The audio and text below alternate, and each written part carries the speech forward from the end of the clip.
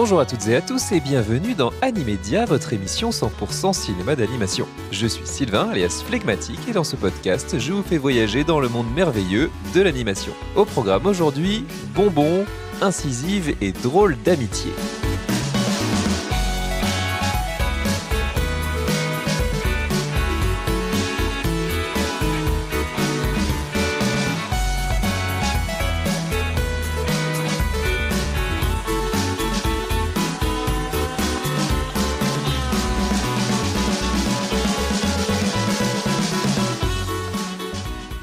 Bonjour la famille. Aujourd'hui, on s'intéresse à un néoclassique de l'animation française, une fable toute mignonne pour enfants, mais pas que. Ernest et Célestine, sorti en décembre 2012. Oui, parce que l'actualité est un peu plus calme ces derniers temps, eh bien on continue notre balade dans le monde de l'animation après être parti en Chine avec Neza Reborn, après avoir exploré le cinéma américain paranoïaque avec Scanner Darkly, eh bien on revient en France, en Europe, avec un film qu'il me tardait de voir, que j'ai découvert spécifiquement pour le podcast, dont j'entendais le plus grand bien depuis eh bien maintenant plus de 10 ans. Alors pour rappel, le podcast va se dérouler en plusieurs parties. D'abord, la partie critique classique, où je vais vous dire tout le bien que je pense de Ernest et Célestine.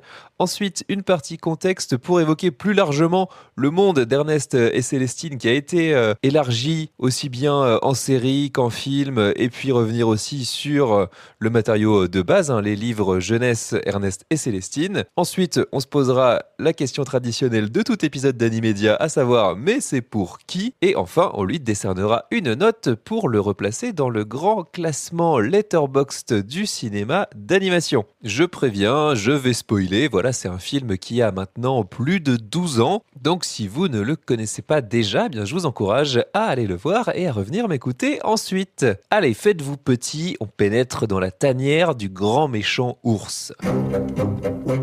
Le grand méchant ours, quand il se réveille, il a faim. Et qu'est-ce que le grand méchant ours préfère? Une petite souris, toute crue. C'est comme ça qu'il les préfère, toute vivante. Mais vous êtes sûr qu'il est si méchant? Voici Célestine. Voilà son monde, celui d'en bas, dans lequel elle se sent abandonnée. Voici Ernest. Voilà sa vie, celle d'en haut, dans laquelle il se sent mal aimé. Ils vivent dans deux mondes que tout oppose. Sors de là tout de suite. Mais aujourd'hui, tout est sur le point de changer.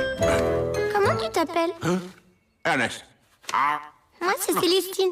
Dans le monde conventionnel des ours, il est mal vu de se lier d'amitié avec une souris. Dans le petit monde des souris, il ne faut surtout pas se faire remarquer par les grands méchants ours de la surface. Et pourtant, Ernest, gros ours marginal, clown et musicien, va se lier d'amitié avec la petite Célestine, une orpheline qui a fui le monde souterrain des rongeurs, au point de l'accueillir chez lui. Ces deux solitaires vont se soutenir et se réconforter, jusqu'à bousculer ainsi l'ordre établi. Ernest et Célestine, sorti le 12 décembre 2012 en France, est réalisé par Stéphane Aubier, Vincent Patard et Benjamin Renner, écrit par Daniel Pénac. Le film est une libre adaptation de la série de livres jeunesse du même nom, publiée de 1981 à 2000 par l'autrice et dessinatrice belge Gabrielle Vincent. Au casting, on retrouve notamment Lambert Wilson et Pauline Brunner dans les rôles titres. Le film est produit par Les Armateurs, la partie production, Mélusine Productions, et en coproduction avec Studio Canal, Maybe Movies et France 3 Cinéma. Il est distribué par Studio Canal. Pour un budget de 9,2 millions d'euros, il avait réuni un peu plus de 880 000 entrées en France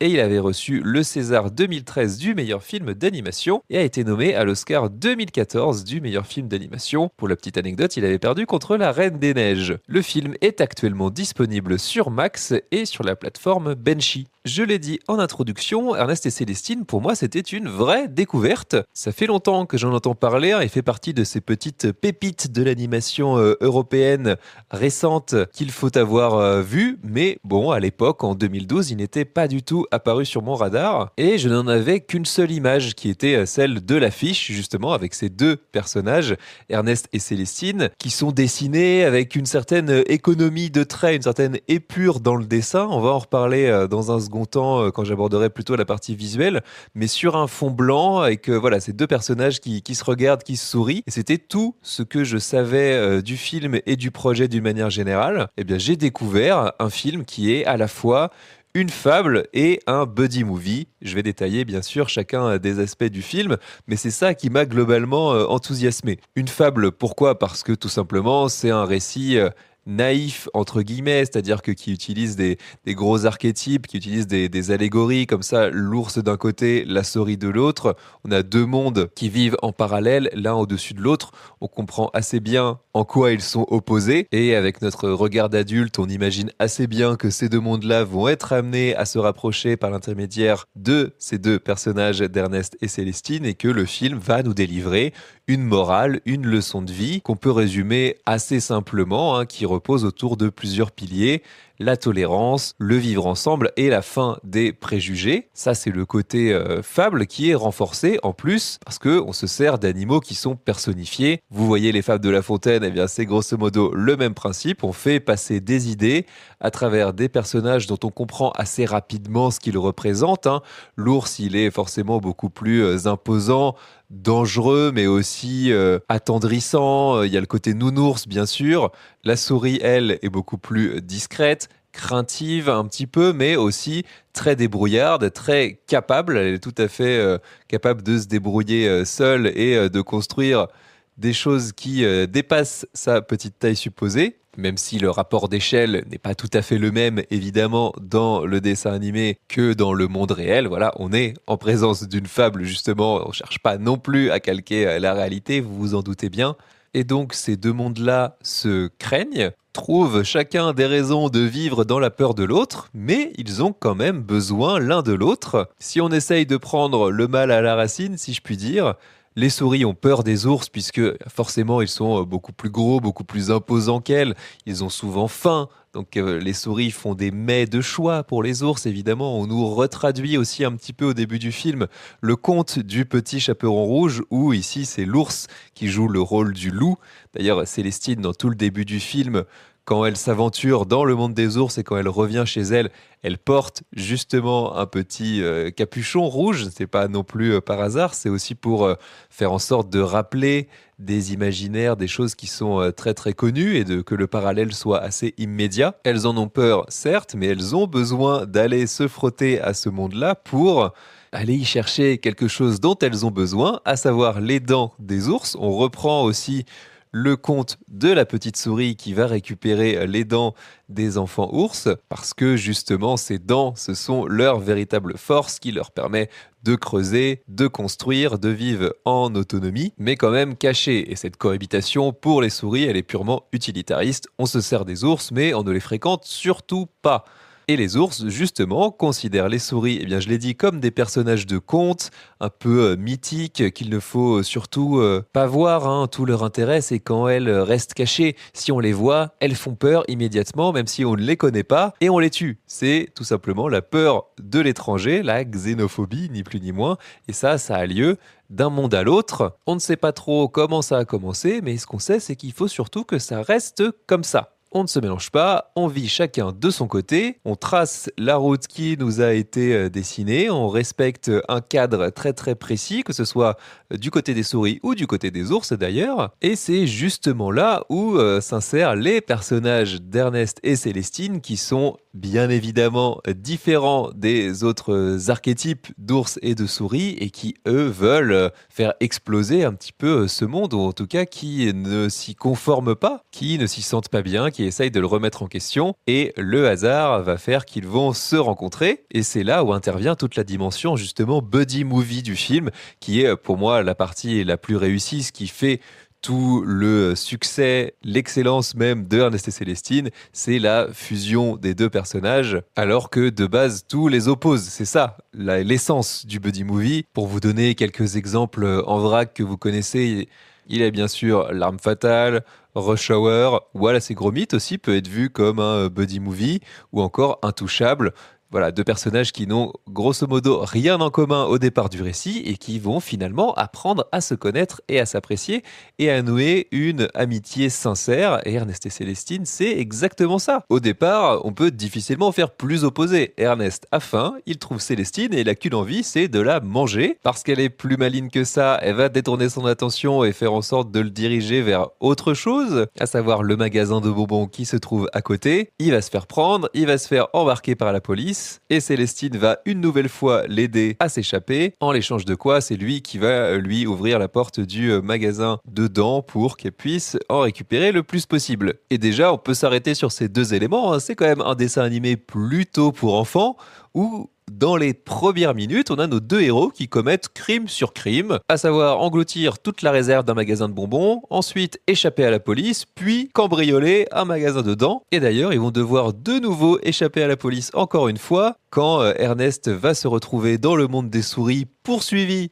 par la police dans le monde d'en bas, puis ils vont s'échapper par le haut et ils vont être de nouveau poursuivis par la police, cette fois des ours, dans le monde d'en haut, jusqu'à s'échapper et arriver dans la maison de campagne d'Ernest. Et c'est là d'ailleurs que va débuter la deuxième partie du film, à savoir leur cohabitation, le moment où ils vont vraiment apprendre à se connaître et à s'apprécier, et où ils vont surtout incarner très littéralement leur rôle de marginal, c'est-à-dire qu'ils sont tous les deux en marge de la société, hein. Ils l'étaient déjà de fait en étant différents. Célestine, parce qu'elle dessinait une souris et un ours ensemble, elle se posait déjà la question de cette cohabitation. Elle disait qu'elle n'avait pas envie de se plier au carcan de cette société-là qui impose en gros aux enfants d'aller récolter des dents et de devenir dentiste à leur tour pour pérenniser la société souris telle qu'elle existe. Elle avait qu'une envie, c'est de devenir dessinatrice. Et de la même manière, Ernest, on comprend après coup que s'il est dans cette maison de campagne, en dehors de la ville, en dehors de la société, c'est parce qu'il a refusé de suivre la route familiale toute tracée, de devenir juge comme son père, son grand-père, son grand-oncle, etc. Parce qu'il avait une envie, c'était de se consacrer à la musique. Donc on a deux personnages qui ont choisi la voie des arts contre, en grosso modo, la médecine et la justice. Deux métiers qui sont évidemment beaucoup mieux valorisés dans la société du film, mais aussi quand même dans la nôtre, là où le milieu artistique est quand même pointé du doigt largement. Donc on comprend très bien où le film veut en venir, hein. C'est un film qui célèbre les marginaux, les outcasts, les gens qui pensent différemment et qui sont rejetés pour ça. Et ce sont les règles absurdes de leur société, la peur justement de leurs semblables qui vont les amener à sceller leur entente, à nouer une vraie amitié solide, jusqu'à faire comprendre à leur monde respectif que ce qu'ils sont en train de vivre eux, leur histoire à eux, n'a pas à être l'exception et qu'elle peut s'appliquer à l'ensemble des deux sociétés pour qu'elles soient amenées à vivre ensemble en parfaite harmonie. En soi, c'est une histoire assez classique, hein, surtout pour un récit pour enfants, où on est quand même là pour transmettre des belles valeurs, transmettre une belle morale. Et d'ailleurs, on pense que ce sont les enfants qui ont le plus besoin de ça, mais quand ils sont très jeunes, les enfants, la tolérance, c'est un peu inné chez eux, hein. Ils voient beaucoup moins les différences, les couleurs de peau, d'origine, etc. Les différentes marques portées sur les fringues, ça, ils ne les voient pas, hein. C'est quand même un regard d'adulte qu'on appose sur des problématiques dont on pense que les enfants ont besoin.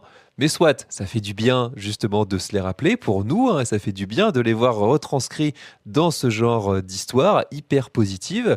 Mais surtout, pourquoi est-ce que Ernest et Célestine, ça fonctionne aussi bien? Mais c'est parce que c'est super touchant, tout simplement. Les personnages, ça part quand même de là, ils sont mignons, ils sont attachants. Je l'ai dit, voilà, ces deux marginaux qui sont rejetés parce que eux, ils ont le problème de voir le monde différemment, de le voir via leur art, ce qui n'est absolument pas valorisé, voire qu'il aurait complètement refusé. C'est son dessin, un simple dessin, qui vaut à Ernestine d'être rejetée, parce qu'elle, elle a pas peur du grand méchant ours, ou surtout elle se demande, et si le grand méchant ours n'était finalement pas si méchant, pourquoi est-ce qu'il serait aussi méchant, hein? Et puis surtout, ce que j'adore, ce qui fonctionne pour moi à chaque fois, dans n'importe quelle histoire, au cinéma, en littérature, etc., c'est l'histoire de deux personnages contre le monde. On l'a dit, Ernest et Célestine, à partir du moment où arrive la deuxième partie du film, ce sont des criminels en cavale. Et d'ailleurs, j'ai parlé de l'affiche française au début de l'épisode, qui les représente eux sur un fond blanc, dans une sorte d'harmonie, en tout cas un apaisement. L'affiche américaine, c'est complètement l'inverse. Ce sont des mugshots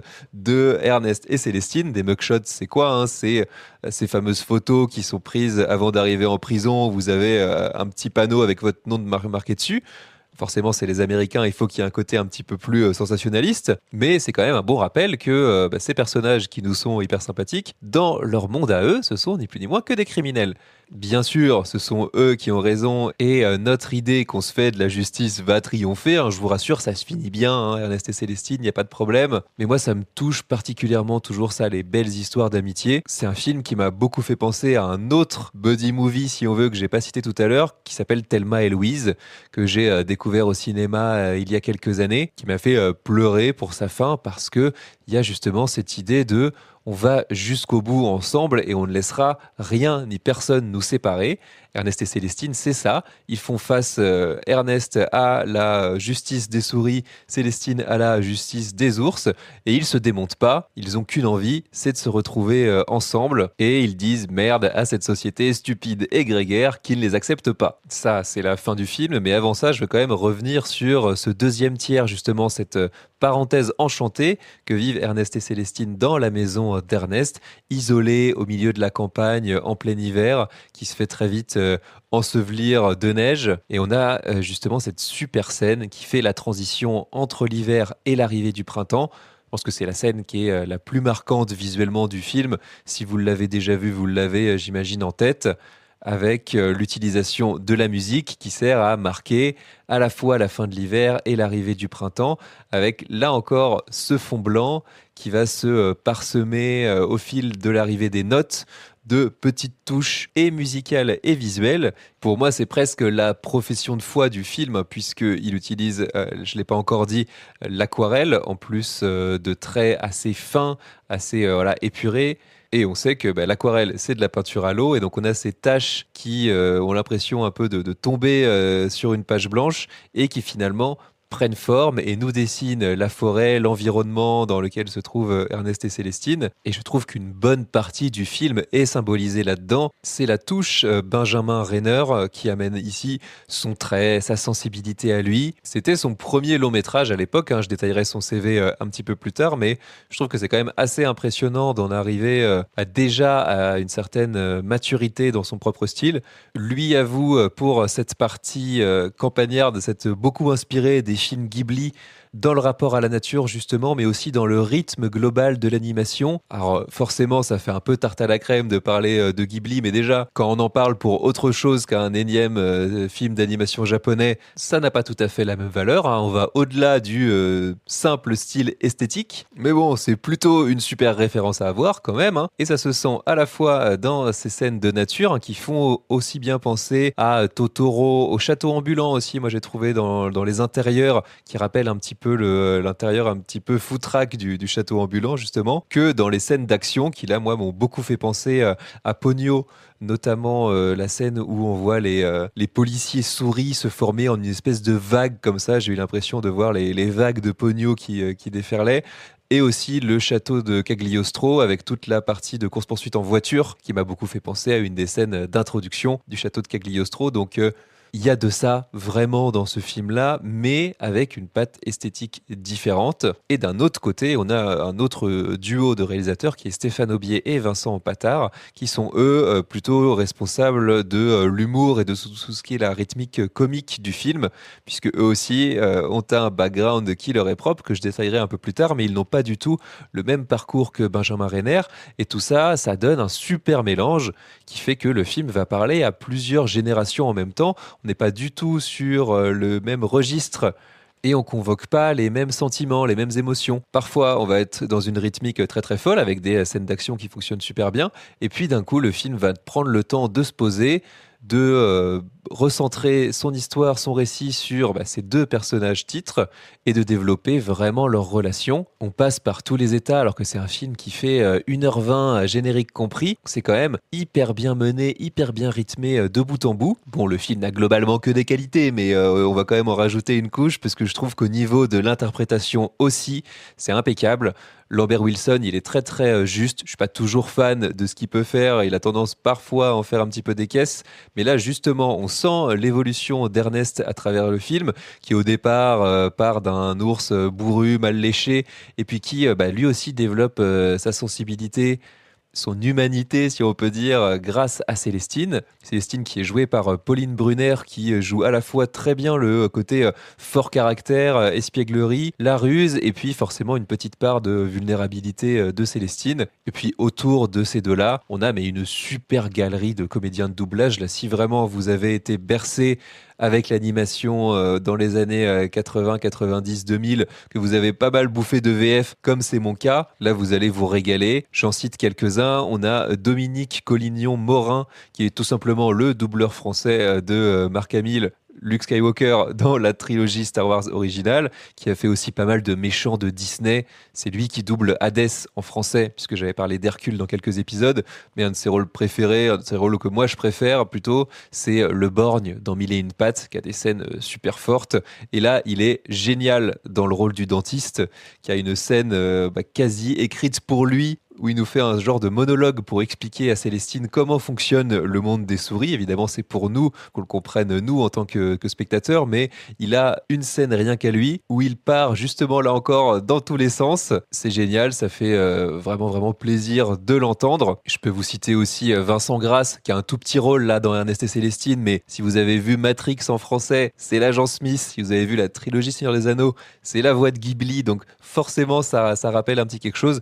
Et puis je termine par un de mes préférés, c'est Féodor Atkin qui joue le juge ours à la fin. Pareil, il a qu'une seule scène, hein. Mais moi dès que j'entends sa voix, tout d'un coup c'est Jafar, c'est Elrond, là encore le Seigneur des Anneaux. Et puis ceux qui ont vu Dr House en français, c'est tout simplement Hugh Laurie. Donc voilà, c'est un plaisir quand aussi on est adulte et qu'on a connu ça, de réentendre ces grandes voix-là. Pour conclure peut-être cette partie critique, même si je sens que je pourrais en parler pendant des heures, grosso modo, vous l'avez compris, je suis quand même assez enthousiaste sur ce film. Pour moi, Ernest et Célestine, c'est une réussite artistique globale, aussi bien visuelle, hein, j'adore ce style aquarelle, crayonné, épuré. C'était aussi le style de Slocum et moi, dont je vous ai parlé dans un précédent épisode, qui est pour l'instant mon film préféré de 2025, donc ça tient aussi à ce parti pris esthétique. Mais au niveau de la narration, voilà, je l'ai dit, le fait de combiner fable et buddy movie, je trouve que ça fonctionne hyper bien. Moi, les histoires d'amitié comme ça me touche profondément. Et puis, j'ai même pas encore parlé de la musique, hein, mais on a un super boulot, une super BO de Vincent Courtois, qui a une approche thématique, et c'est de plus en plus rare dans la musique de film, mais là il faut dire que ça s'y prête super bien. La musique thématique, c'est quoi en 2 mots? C'est que on va représenter un personnage par un motif musical. Et ici, c'est très très clair, hein, d'autant que Ernest, il est musicien, donc il nous fait sa chanson au début, on a son rythme qui revient régulièrement. Célestine, pareil, elle a son thème musical. Et enfin, ils ont leur thème à eux, le thème de l'amitié, qui va revenir là encore plusieurs fois dans le film. Enfin, rien que ça fait une cohérence globale qui est super réjouissante. C'est un super divertissement aussi, on n'est pas là que pour nous asséner une leçon de morale un peu à 2 francs. Non, c'est vraiment super bien rythmé, il y en a pour tout le monde. Et puis des personnages comme ça dans des films d'animation quand même pas mal destinés aux enfants, qui sont des marginaux purs et durs, hein. Ernest, au départ, certes, il n'est pas SDF, mais bon, il fouille quand même dans des poubelles, hein. C'est pas super positif. Il a cette démarche d'artiste un peu miséreux. Donc non, rien que pour ça, ça vaut complètement le coup d'être vu, et ça mérite toutes les louanges que j'avais entendues au sujet du film depuis tant d'années.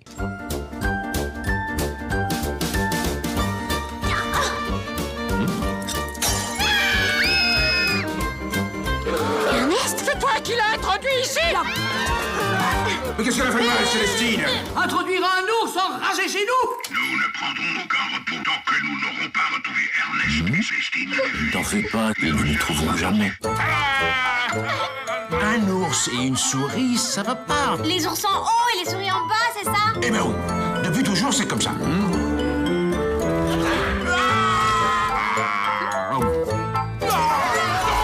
Célestine, allez, on y va maintenant. Viens. Ernest et Célestine, le 12 décembre. Nous en arrivons désormais à la deuxième partie de cet épisode, la partie contexte, où on va élargir un petit peu autour du film Ernest et Célestine.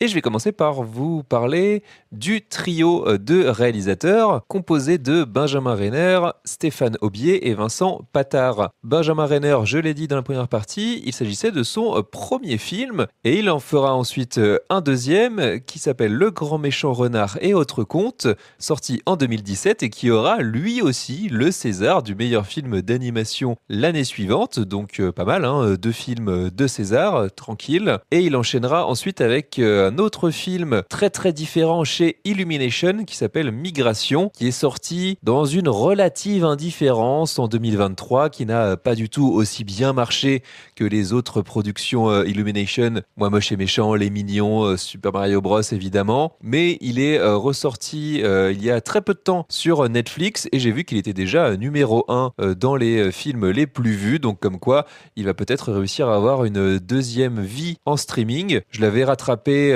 sur le tard, j'étais pas non plus allé le voir en salle. C'est sympathique, Migration, mais quand même nettement en deçà de Ernest et Célestine. On sent quand même beaucoup plus la grosse machine du studio derrière, mais voilà, ça vaut quand même le coup d'être vu malgré tout. Benjamin Renner était un jeune réalisateur français qui a été épaulé par 2 vétérans belges de l'animation, puisque le film est une coproduction franco-luxembourgo-belge. J'y reviendrai un petit peu plus tard, mais ça vient aussi du fait que Gabrielle Vincent, l'autrice des livres Ernest et Célestine, est une bruxelloise pur jus. Et donc ces 2 vétérans belges de l'animation, ce sont Stéphane Aubier et Vincent Patard, qui se connaissent eux depuis les années 80, qui ont fait les mêmes études et qui font de l'animation eux en stop motion depuis la fin des années 80.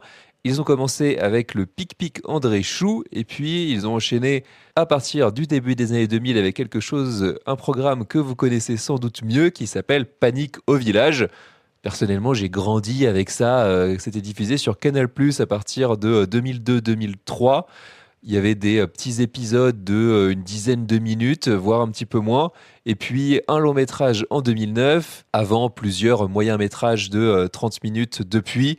C'est un univers complètement fou, Panique au village. Il faut voir ça si jamais vous connaissez pas. C'est les aventures de cow-boys indiens et cheval qui sont en fait des petites figurines de plastique, vous voyez, avec un socle en plastique dur et ils les font bouger, interagir comme ça. Il y a une façon de doubler les personnages qui est complètement absurde, avec des situations qui s'enchaînent mais à la vitesse de la lumière. Ça n'arrête pas, c'est complètement fou. Complètement improbable aussi évidemment, hein, et c'est vraiment à voir pour le coup. Je crois pas avoir vu le long métrage, mais j'ai suivi la série comme ça au fil des diffusions sur Canal+, et je suis tombé devant plusieurs moyens métrages. Enfin, c'est vraiment un univers très très particulier, assez loin quand même d'Ernest et Célestine, mais comme je l'ai dit juste avant, on sent quand même leurs pattes au niveau du rythme et de l'humour, mais eux se sont retrouvés quand même assez loin de leur univers de prédilection avec ce film-là, et comme quoi, eh bien, les faire travailler de concert tous ensemble, ça donne quelque chose d'assez remarquable.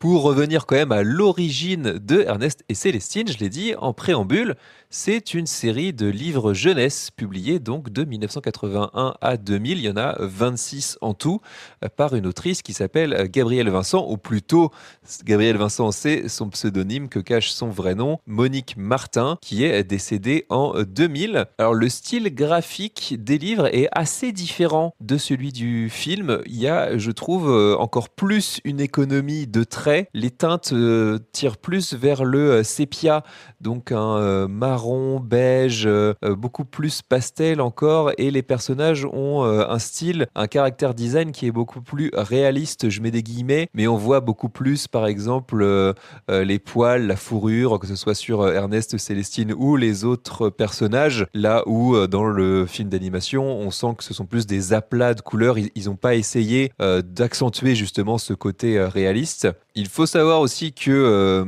Gabrielle Vincent avait toujours refusé les adaptations cinématographiques d'Ernest et Célestine qu'on lui a proposées de son vivant. Souvent, ça tenait justement au trait. Elle aimait pas ce qu'elle voyait, elle aimait pas ce qu'on lui proposait. Là, en l'occurrence, ce film-là, c'est davantage un hommage qu'une adaptation réelle d'un ou de plusieurs des livres, puisque ça ne reprend pas une ou plusieurs histoires telles quelles, qui sont en fait des petits contes moraux comme comme ça qui tournent autour d'enjeux assez limités. Là, l'idée du film, c'était d'essayer de capturer l'essence des livres, de prendre des éléments qui figurent à droite à gauche, mais de laisser place aux grandes thématiques, à savoir l'entraide, l'amitié entre les deux personnages et voilà, de laisser la créativité des scénaristes, des réalisateurs prendre une place un petit peu plus large. À l'arrivée de ce que j'ai pu voir dans le bonus du DVD, qui sont assez légers, hein, mais que ce soit du côté de la famille de Gabriel Vincent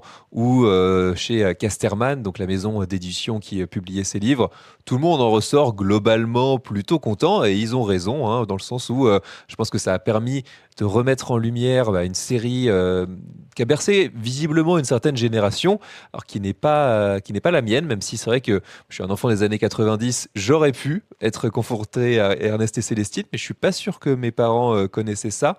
Mais c'est possible que avec la ressortie du film 12 ans après le dernier volume, après la mort de Gabriel Vincent, ces livres ont connu une seconde jeunesse. Et très franchement, ça donne presque envie d'avoir des enfants et de leur montrer ça. Ça a l'air mignon comme tout. Et d'ailleurs, pour en voir une adaptation plus littérale, plus proche de ce qu'ont l'air d'être les livres, il faut se tourner vers la série animée qui s'appelle Ernest et Célestine, la collection, qui sont là pour le coup plusieurs épisodes courts de 10-12 minutes avec encore une fois des petites morales de fin. Les décors et la direction artistique sont globalement similaires à celles du film, puisqu'on reste dans l'aquarelle, les tons pastels, etc. Mais il y a une différence quand même assez notable qui, moi, je trouve, se voit un petit peu trop, enfin qui m'a un petit peu dérangé. J'ai regardé un ou deux épisodes pour me faire une idée. C'est que les personnages sont en 3D. Alors une 3D légère, hein, mais on note quand même la différence par rapport aux arrière-plans et ils ont des designs légèrement différents de ceux du film, donc il ne faut pas s'attendre à voir exactement la même chose. Je pense que des enfants n'y verraient pas forcément beaucoup de différence, mais c'est quand même notable. Et qui plus est, dans la série Ernest et Célestine, ils vivent déjà dans la maison qui est aussi celle des livres. Il y a 52 épisodes en tout, qui sont répartis en 2 saisons de 26 épisodes. D'ailleurs, 4 ont été compilés dans un film qui est sorti au cinéma en 2017, qui s'appelle Ernest et Célestine en hiver. Et c'est disponible, notamment, vous avez les 2 saisons sur Benchy. Mais il y a aussi une vraie suite qui est sortie fin 2022, qui s'appelle Ernest et Célestine, le voyage en Charabie, et qui a été réalisé par les 2 réalisateurs qui sont d'ailleurs derrière la série, à savoir Julien Cheng et Jean-Christophe Robert. L'histoire, je vous la fais quand même assez rapidement. Alors que Célestine a malencontreusement cassé le violon d'Ernest, le duo part vers la Charabie, le pays natal d'Ernest. Là-bas, il découvre un pays devenu totalitaire, où la musique a été bannie à l'exception d'une note. Arrêté avant d'être libéré par son père, le grand juge dont il est censé prendre la suite, lui et Célestine finissent par rejoindre la résistance musicale pour contribuer à faire changer le pays. Alors ce n'est pas, comme j'ai pu le penser au départ, un voyage dans une Arabie fantasmée qui serait peuplée par des chats. Voilà, la Charabie, c'est vraiment ce que je pensais au départ. Pas du tout, c'est un pays dans le nord qui rappelle quand même assez fortement une certaine Union soviétique où les habitants seraient des ours qui auraient viré comme ça dans le totalitarisme, mais de façon un petit peu absurde, surtout pour bannir la musique et faire en sorte que chaque descendant suive l'exacte voix de son père ou de sa mère, avec cette devise quand même très à propos, très catégorique, à savoir c'est comme ça et pas autrement. On ne remet pas en cause ni l'état de droit, ni la façon dont le pays est dirigé. Et c'est évidemment l'arrivée de Ernest et Célestine qui va chambouler tout ça. Ernest, il est parti de ce pays-là pour faire de la musique. Il arrive dans un pays où la musique n'existe plus. Ça fait forcément des étincelles. Alors la patte visuelle est toujours là, hein. Les films ont une vraie parenté, ça, il n'y a aucun problème. Même si les réalisateurs ont changé, on sent une véritable filiation entre les deux. Il y a encore un message sous forme de fable, puisqu'on comprend assez vite vite le parallèle qui peut être tiré entre le monde de la charabie et le nôtre, à l'heure où la censure revient un petit peu en force. Il n'y a pas besoin d'aller chercher beaucoup pour pousser les parallèles, mais je trouve quand même que le ton global n'est pas tout à fait le même. On est vraiment entre la série vraiment pour enfants dont j'ai parlé plus tôt et le premier film. Le fait aussi d'arriver dans un autre pays où c'est plus Ernest qui est mis en avant, puisqu'on arrive dans sa famille à lui, on va rencontrer son père, sa mère, sa sœur. On perd quand même un petit peu la symbiose entre les deux personnages qui faisait vraiment la force du premier film. Et étonnamment, je trouve l'animation un peu moins réussie. Je trouve que le trait parfois est un peu plus flottant, c'est assez étrange. Globalement, un peu moins soigné, alors que voilà, il y a 10 ans d'écart entre les deux films, donc on peut pas accuser ce deuxième film d'avoir été fait à la va-vite. En revanche, là où ça impressionne toujours autant, c'est que les décors, vraiment les arrière-plans à l'aquarelle sont sublimes, même encore plus que dans le précédent, puisque là, pour le coup, il y a beaucoup plus de décors, justement. Il y a toute une ville à explorer, et ça, c'est vraiment une grande réussite. Si vous avez aimé le premier, vous aimerez celui-ci sans problème. Je le trouve légèrement en dessous, mais rien d'infamant, et ça vaut tout à fait le coup d'être vu. En plus, les deux films durent autour de 1h20, donc si vous avez un enfant qui est un petit peu motivé, ou pour votre propre plaisir personnel, comme je l'ai fait, ça s'enchaîne très très bien.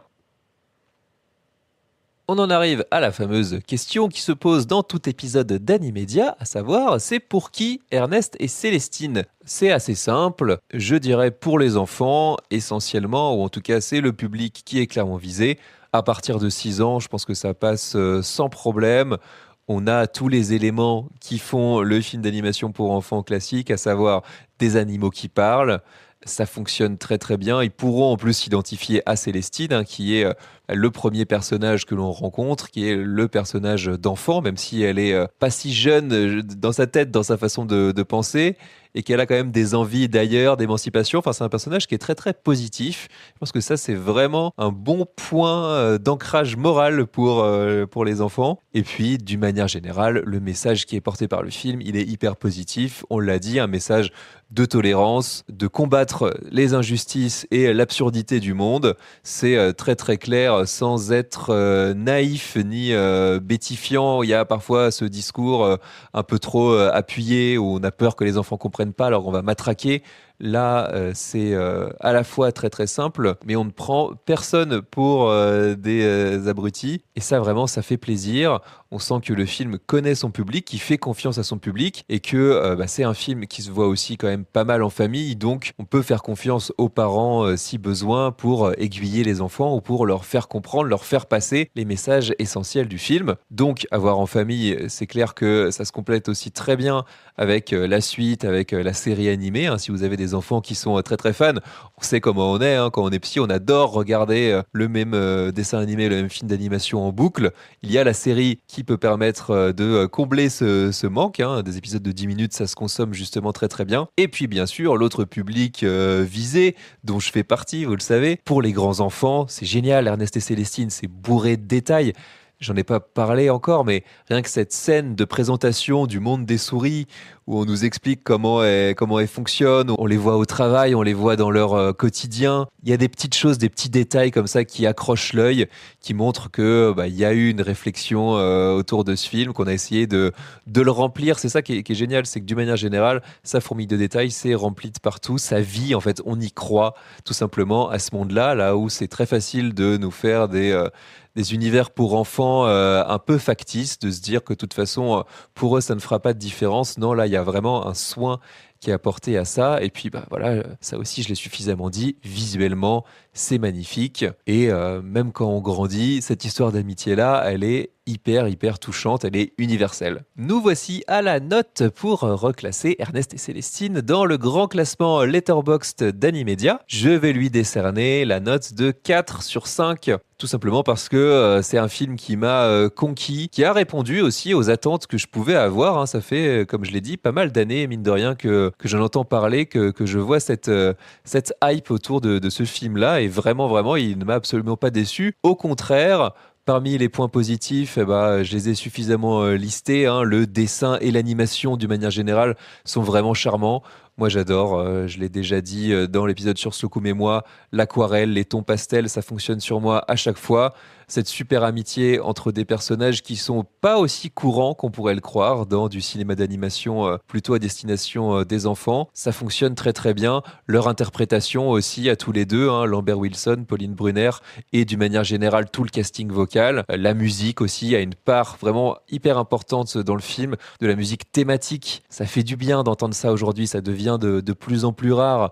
Et là, le travail, il est super bien fait. Tout le côté, évidemment, toute cette fable, toute cette morale autour de la tolérance contre le racisme, contre la xénophobie, contre la peur des autres. Ça marche évidemment très très bien. On peut que être pour ça. Et puis, la cohabitation de ces deux mondes, hein, le monde du dessus, le monde du dessous, et la façon dont ils sont dépeints. Là aussi, il y a eu un super boulot. Et on y croit à ces mondes. Ils fonctionnent super bien l'un comme l'autre. Dans les points négatifs, bon, je vais aller assez vite. Il y en a pas vraiment. C'est juste que forcément, un récit comme ça, en tant qu'adulte, on sait très vite où ça va aller. On voit très vite que ce sont les deux personnages qui vont se retrouver et qui vont faire évoluer le monde.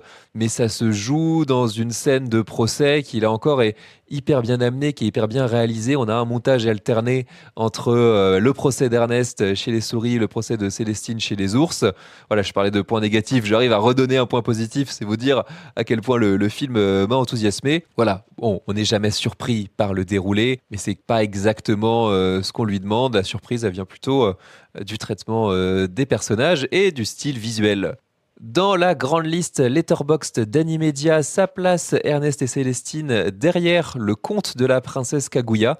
Pourquoi celui-ci ? Parce que je trouve qu'il y a vraiment des points communs esthétiques, c'est indéniable. Le conte de la princesse Kaguya est sorti 1 an après et a mis énormément de temps à se faire. Ça a été un projet très très compliqué. C'est un des films les plus chers du studio Ghibli, réalisé par Isao Takahata. Et on sent qu'il a vraiment tout mis là-dedans. L'animation, elle est époustouflante. Ça dépasse pour le coup en termes de qualité d'animation Ernest et Célestine. Et je trouve l'histoire tout aussi magnifique. Et vraiment, si vous avez aimé le style d'Ernest et Célestine, allez-y, jetez-vous sur celui-ci. Je le mets au même niveau 4 sur 5 que Toto-chan, la petite fille à la fenêtre, qui est lui sorti en tout début d'année. Je crois même que c'était le 1er janvier. Il doit être dispo maintenant en VOD, ou alors j'ai cru voir qu'il arrivait en Blu-ray édité par Eurozoom. Donc si ça vous intéresse, allez-y, puisque là aussi, le style visuel est assez similaire. Encore une fois, on est avec de l'aquarelle. On est sur une chronique autour de la Seconde Guerre mondiale au Japon. C'est une très belle histoire, là encore. Vraiment, je vous le recommande. Il est passé inaperçu à cause de sa date de sortie pas tip-top, mais ça vaut vraiment le coup. Et ça met Ernest et Célestine juste devant la suite, tout simplement, le voyage en charabie, je l'ai dit, qui est tout aussi valable au niveau esthétique. On a le retour de cette fable dans un univers différent, mais globalement, je le trouve légèrement en dessous à un petit peu tous les niveaux. C'est vraiment un très bon complément, mais je trouve que le premier fonctionne mieux par cette symbiose entre les deux personnages. Avant de se quitter, tout à fait un petit point rendez-vous, puisque ce mois de mars, je l'ai dit, n'est pas le plus chargé en sorties classiques d'animation. En revanche, c'est assez fou, tous les week-ends, on a une sortie exceptionnelle d'un film d'animation japonais. On a commencé avec L'Attaque des Titans, la dernière attaque. Le week-end suivant, c'était la ressortie de Dragon Ball Z Battle of Gods dans une édition rallongée de 20 minutes. Et donc là, les 15 et 16 mars, on a la sortie exceptionnelle de Mobile Suit Gundam GQ's Beginning. Oui, le titre est très très long et très très compliqué. Encore, vous ne l'avez pas vu écrit. Il sortira donc uniquement ces 2 jours-là. J'y serai de mon côté le samedi 15 au Grand Rex. Je suis assez curieux, en fait, j'ai tout simplement jamais vu de film Gundam, encore moins au cinéma. C'est une série que je suis de très très loin. J'ai le souvenir d'une des premières diffusions en France sur M6, mais j'avais pas réussi à être suffisamment assidu, j'avais laissé ça de côté, mais voilà, je suis complètement intéressé par ça. J'y connais pas grand-chose, donc très curieux et on verra bien ce qui m'attend. Si jamais ça vous intéresse, regardez s'il existe des séances près de chez vous. cette fois-ci, nous arrivons bien à la fin de cet épisode. Bien sûr, abonnez-vous, laissez-moi un maximum d'étoiles, que ce soit sur Spotify, Apple Podcast, Deezer, Podcast Addict ou encore YouTube. C'est primordial pour faire remonter le podcast dans les algorithmes et faire en sorte qu'il soit remarqué par de plus en plus de monde. Vous pouvez également venir papoter avec moi sur les réseaux sociaux, notamment Blue Sky, Instagram et TikTok. On se retrouve bien sûr mercredi prochain pour un nouveau numéro. D'ici là, portez-vous bien, continuez de voir de bons films d'animation. Bonne semaine et ciao!